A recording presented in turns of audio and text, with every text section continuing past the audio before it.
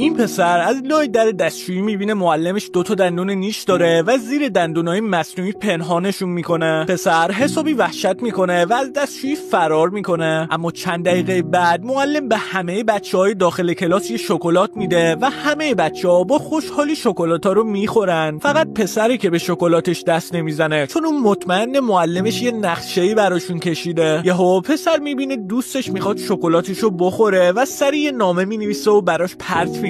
اما معلم پسر رو میبینه و بهش میگه اگه یه بار دیگه شلوغ کنه به جای شکلات خودش خورده میشه. توی زنگ تفریح پسر به دوستاش میگه معلمشون یه خوناشامه، ولی روز بعد همه همکلاسیاش که شکلات خورده بودن حسابی گیج و منگ میشن. یهو معلم یه شکلات دیگه به پسر و دوستاش میده و ازشون میخواد شکلاتا رو بخورن، ولی خوشبختانه یهو زنگ میخوره و پسر و دوستاش فرار میکنن. اما همون شب